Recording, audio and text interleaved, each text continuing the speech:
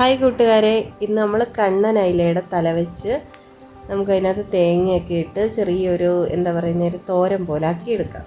അതായത് തല പറ്റിച്ചെടുക്കുക എന്നാണ് അതിന് പറയുന്നത്. അപ്പോൾ ഇത് കഴിക്കുന്നത് കൊണ്ട് നല്ലതാണ്. നമ്മളെ മത്തിയുടെയൊക്കെ കൂടുതലും മത്തിയുടെ തലയൊക്കെ കഴിക്കുന്നത് വളരെ നല്ലതാണ്.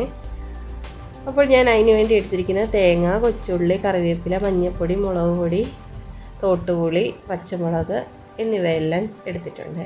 ഇത് ചതയ്ക്കേണ്ട, ഇത് കൈവച്ച് ഞെരടി ആ കഴുകി വെച്ചിരിക്കുന്ന തലയ്ക്കകത്തോട്ട് നമുക്കിത് അങ്ങോട്ട് ഇട്ട് കൊടുത്താൽ മതി.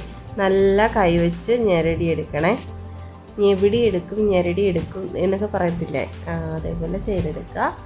പിന്നെ ചതച്ചിടേണ്ടവർക്ക് ചതച്ചിടേണ്ട ആവശ്യമില്ല.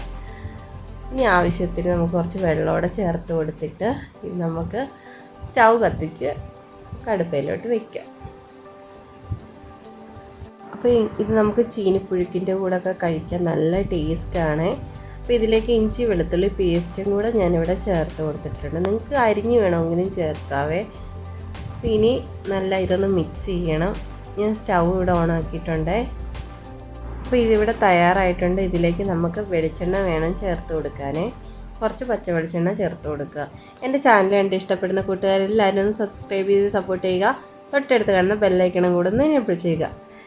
അപ്പോൾ ഇതേപോലെ എല്ലാവരും ഇങ്ങനെയുള്ള തലകളൊക്കെ കളയാതെ കൊണ്ട് നമുക്ക് ഇങ്ങനെയൊക്കെ പറ്റിച്ചെടുത്ത് കഴിക്കാവുന്നതാണ്. ചോറിൻ്റെ കൂടെയൊക്കെ വളരെ ടേസ്റ്റാണ്. എല്ലാവരും ഒന്ന് ട്രൈ ചെയ്ത് നോക്കുക.